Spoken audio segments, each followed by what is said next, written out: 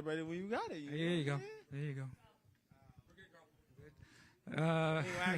Going there. We can leave that alone. Welcome, everybody. Thank you for coming out at this hour. Before the main event comes down, as you can see, I'm surrounded here by the future at 135, the future at 154, and the future at heavyweight. So it really feels good as a promoter and a promotional company to see what these guys did tonight, because when these matches were made by Bruce and Brad months ago, we said, you know, we got to test them because we're in New York, we're on live on ESPN, and we tested all of them, and they all passed with flying colors. We couldn't be more proud of them, of what they do in the ring, what they do in training camp. These fights were the result of 8-week to 10-week training camps for all these guys. They just don't turn it on here. It's the work that nobody really sees that lets them do what they have to do. So a shout out to all you guys. We're really proud of you for bringing it home in great fashion. Couldn't be prouder of you. So we'll open it up for questions for any of the guys, and we'll go from there. Keith Heidig from BoxingScene.com. Carl, happy 75th birthday. And my first question is for Jared. Jared, did you expect Forrest to come out the way as aggressively as he did and come at you like that? And then when do you think he realized that that was a mistake? No, I definitely didn't expect him to come out as aggressively that he did. To be honest, I thought he was going to lay back and try and survive as long as he could. But when he did, I want to say probably like the third right hand that I hit him with, that was when he realized, like, yeah, this ain't the right hands I've been getting hit with before. You know what I'm saying? So we adjusted. I think it was pretty good. Did you get the sense that he was out on his feet there when the fight was stopped? He was slumped over? I know for a fact. And when you can look at a man's eyes, like, for sure, when I hit him, I seen something that it just was like, that's why I stepped back. If you look at it, I actually stepped back myself. I kind of seen it happen, so. Congratulations, Jared. I just have one question for Keyshawn as well. Keyshawn, he's obviously a very tough, durable guy. He took a lot of flush punches tonight. Were you surprised that he was able to withstand that for all 8 rounds? Yes, I was definitely surprised, but not too surprised because, you know, all the other people was hitting him with flush shots. All the other opponents he faced, you know, was hitting him with flush shots. And I actually see him one time actually get dizzy one time, and he got hit again and woke back up and started fighting again. I'm like, dang, so this dude is like a different level tough. Like, you know, some guys just don't go down. And I think that was him tonight. James Bell in the Boxing Source. First question is for Xander. Xander, you know, in this bout that you had here, you had a whole lot of support and pretty much had like a rousing crowd once you were able to, you know, get in there and get in the ring. What was it like to have a lot of support here for this particular fight? It was definitely amazing. I enjoyed every bit of it. You know, when I walked out and the crowd went crazy, it was amazing. I'm ready to make this my home in the future. Ready to sell this place out and just keep winning and hopefully get title shots very soon. Second question is for Jared, the real big baby. I know that you were coming in there to show out against a tough opponent there in Jerry Forrest, and you were able to do that, you know, pretty much after the first round. You just turned it up. You know, what was it to, like, go into that second level after, you know, a little bit of, you know, a little trouble or whatever it was in the first round, but you just said, you know what, I'm going to bite down and I'm going to grind them down in that second round? I guess I'd say I kind of knew it from the beginning. You know what I'm saying? I kind of knew what I was getting myself into. I knew he a slugger, you know what I'm saying? And he was coming to fight. I knew he was tough. So, honestly, when I first got hit, I was like, why did I even get hit with that? It was kind of weird for me, you know. Started off slow, all awkward, then got real fast when it got at the top. When his punches came to the top, that's when they got fast, you know what I'm saying? So I did get hit with some punches that I didn't expect to get hit with. But always, you know, that's how we train. We bite down and fight for it. So I think it just came naturally. Gotcha. And last question is for Keyshawn. You were there against Juan Carlos Burgos, and then after about the first couple of rounds, it looked like you were having a lot of fun in there.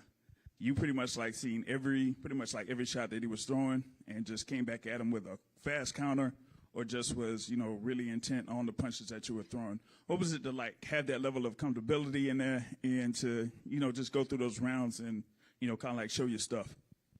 Honestly, sparring, Terrence Crawford, all camp, sparring my brothers that stands over top of me, Kelvin and Keon Davis, definitely prepare me for a fight like this. They're a lot faster, a lot smarter, a lot stronger than the guy I faced tonight.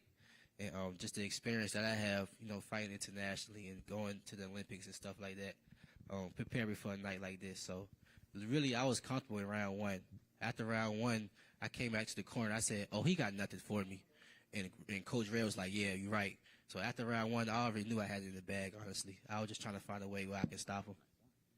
And just as a side note, because we had 4 fights on TV live, Xander and Keyshawn were both 8-rounders because we had to, from a timing point of view. But if they were both 10-rounders, they each would have got the knockout because you could see both opponents ready to go the following round. And as a developing, what we do when we develop these guys, the rounds are the best thing you can get. And late round knockouts or TKO stoppages are even better. And you could see them coming in round 9 and 10. But, because they were 8 rounds, and television will take a hit because of that, but that's okay because you can't do 10 until you do 8, and they both did it. So now we know that. Jared is a different story because he's not in boxing. He's in heavyweight division. That's a whole different business. So that's what they want to see, and that's what he did. He trained for 10. He would have went 10 if he had to, but you know what? There's nothing better than a heavyweight knockout like that, and that's what you got. Andres Gomez, Cornerman Boxing. First of all, happy birthday, Carl. And my question is for Jared Anderson. You've been stepping up the competition, but there's your 5th second-round stoppage in a row. How excited are you about your current momentum, and what would you like to do next? Fight some bigger names. Fight the people in the top 15 at any sanctioning body. So, just keep the steam rolling, and hopefully go fight at home. That's my next move, to try and get a fight at home. Sell out the Huntington Center in Toledo, Ohio. Yeah, and show out. Nice. So my last question for Carl, how soon can we expect to see Jared maybe fighting for a world title? A world title? Yes, sir. Jeez. Don't put the pressure on my man like that. It's his birthday. Well, look, we know when all of these, unlike other things that happen, we know when these 3 guys are going to fight again. We have a good idea of when. We're not sure who they're going to fight. The bad thing is when you get exposure like this and look like this, you have to force yourself up to be a mandatory, because I don't predict that our phone are going to ring Monday. Hey, I want to fight that guy Jared Anderson or Keyshawn. Get me Xander. Those calls don't really come in. So it's okay because they're young guys and it's a progression. So we know when they're fighting. We have a good idea where they're going to fight. I don't know who that's going to be yet. We don't need to worry about that right now. Everybody can enjoy the holidays, but we know what's going to happen this year for these guys. Jared, to Carl's point, what he just said, how difficult do you think it's going to be to forget champions, the contenders that are ranked in the top 15 who have a lot to lose with their rankings to fight you? I don't know, but like you said, y'all been seeing it since I started the interviews and things since I got here. I've been saying mandatory because I know that's what's coming. People who watch me, who study me, or even see me coming, they know that I'm a problem. They got to deal with me.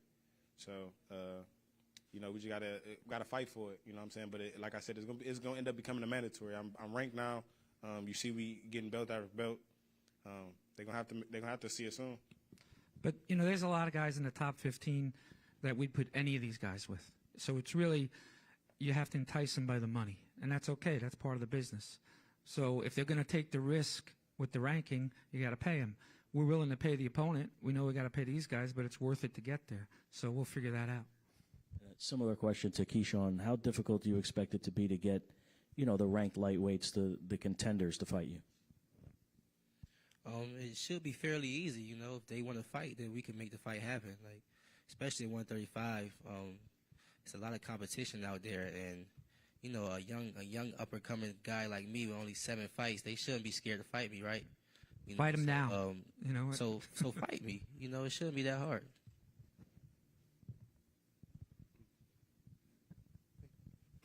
Jai Tucker, 9-0 prospect. Happy birthday, Carl, first and foremost. Y'all did great tonight, man. Xander, great win tonight, bro. I think everybody know I didn't get to make weight tonight, 147, so I moved to 154. You feel me? Yo, man, you said you want to sell the garden now, baby. I'm New York, man. Me versus you. You feel me, man? 140, 154, whenever. This is all about growing, and you got a lot of room to grow. Well, help me grow. I won't help you grow. I will put you out of business, Listen, and I don't want to do that yet. Hey, man, you want to start a garden out, man?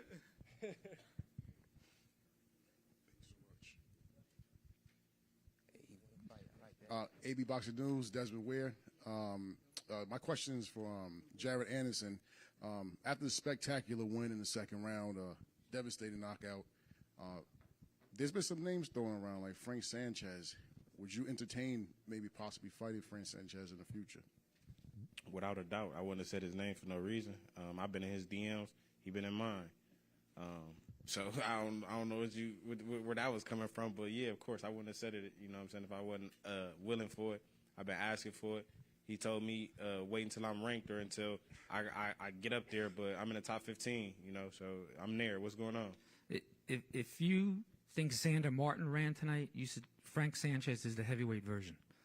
It's like you can't make good fights with him. If he wants to do it, that's fine, but you know I think it's unrealistic. But we'll try.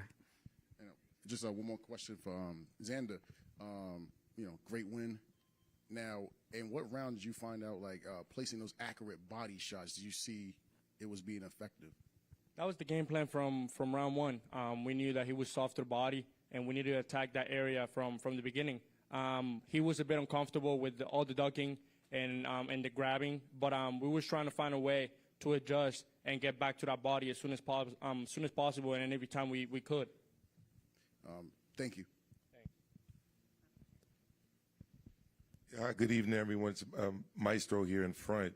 Carl, when I spoke to you a few months ago, there were plans for Jared to fight in the UK. It seems like a lot of the U.S. heavyweight talent has been exhausted. Is the UK somewhere where you can see him getting tested by maybe one of the prospects out there? No and yes. We'd love to fight abroad because heavyweights travel everywhere. There's plenty of European heavyweights that he could fight over there. We were on Sky Sports tonight over there, which gets him more exposure, and I'm sure he'd be a hit over there as well. But, you know, he's in this position where we're not going to chase anybody. You know, we're sort of the A side right now. You know, and right now we kind of have a deal where we want to fight in the spring, and we definitely want to go to Toledo in the summer because we know that we'll pack the place. And there's nothing better than a hometown fight, whether it's Puerto Rico, Florida, Norfolk. You know, that's really where we want to get to these guys, and they're getting there sooner than later. But, you know, for heavyweights in Europe, I get it, you know. So my second question is more about Xander and Keyshawn. The ESPN platform is obviously a huge sports network here in the United States. Is that not something that's alluring to fighters that, you know, you've mentioned that your phone isn't ringing for opponents, but surely ESPN's a platform that young, up-and-coming, or even guys more on the way out would want to, you know, test themselves on. Yeah, I tell you a true story that happened last year when we were trying to make a match. It was, we made an opponent or a contender a very good offer to come fight one of our fighters, and we said, look, it's live on ESPN, and the manager literally said, great, my guy's going to get knocked out on ESPN and everybody's going to see it. So that's the other side of it, too. If you've got, you know, what we're trying to get is fighters who really want to fight, because you shouldn't be punished if you take a risk and lose. So it's okay to lose, it's how you lose. If you lose in a great effort, then there's no reason why you wouldn't come back anywhere. You know, that happens all the time with guys within our stable without it. So, yes, that would hopefully be an appeal, because unlike other things that are out there, you're actually seen when you fight on ESPN. When you're on some, I'm not going to go there, I feel like Bob, but when you're on something that if you go out on streets of New York City and you ask them, hey, do you have this? They've never heard of it. So, yes, it's great to be on ESPN because people are going to see you, and that's the advantage that these guys have. Right here. Hey, guys. Congratulations to all three of you guys. I have a question for Keyshawn and also for Xander. No offense, Jared. Keyshawn, I felt like when I was watching you with Burgos that even though you were dominating and winning every single round, I kind of felt like you looked like you were maybe like having such an easy time with him that you were getting a little bored and that you really need to get a better level opponent. Is that how you feel about where you're – I mean, I know you're only now like 7-0, but do you feel like Like, you need to tell your team, like, you guys got to get me a better guy because I'm just toying with these dudes. I mean, I just feel like they've been trying. Right. You know, like, they're not going to go from 18-1 opponent to a world champion. You know what I'm saying? They put a guy in there that they felt like that probably could possibly give you some challenges. You know, and they probably really thought that he was going to give you some challenges. I thought that he was going to give you some challenges, you know, but it just showed, like, you know, how great I can be. Did you feel a little bored in there? Yeah, sometimes. Yes, I did. Like the first round, Red, like, don't get sleepy in there, don't get sleepy. I'm like, Red, you right, because he is not really doing nothing, not showing me nothing. So yes, I did get kind of bored. That's why I started playing a little basketball. I started trying to get the crowd into it so I could get more into it. But you know, it was still a great fight at the end of the day, a great experience for me.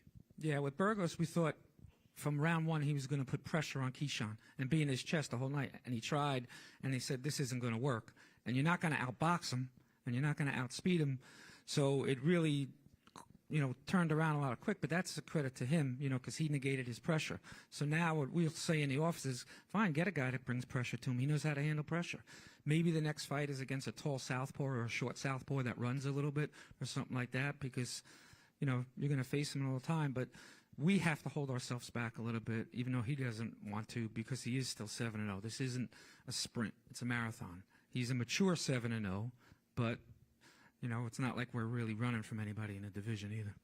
And my question for you, Xander, is it was very obvious in the middle of the fight, you know, you were making good action, and, you know, the crowd was going crazy for you. Obviously, you brought a lot of the Puerto Rican fans out tonight.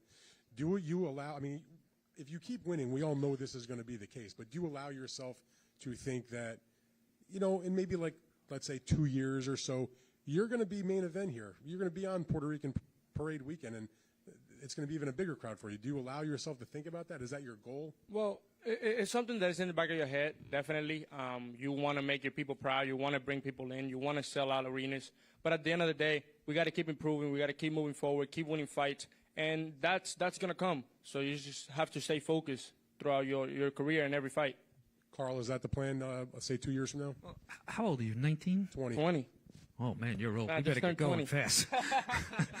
20. Remember what 20 was like? He's 20. You turned 60 today? Yeah, listen, he's 20, so he's 23. You're 23. They're going to be around for a while. So, you know, it's not getting there. It's once you get there, you want to stay there. And it's not challenging for a world title. It's winning the world title because that's really where you make the money. So we want, when these guys fight for the world title, they're going to be ready to fight for it and win it, because that's the whole difference right there. Because nowadays, anybody can fight for a world title. Right, I was talking about Puerto Rico, particularly the Puerto Rico weekend. Yeah, you guys have made a big deal about that. We've been down this road a lot, you know, with a lot of different guys and a lot of different reasons. But because he's 20 years old, because of what we see outside of the ring, the work ethic, his team around him with Peter and his trainers, that part we never have to worry about. And that's a big relief for us. And each time he fights in New York or Florida or something like that, it's going to grow and grow and grow.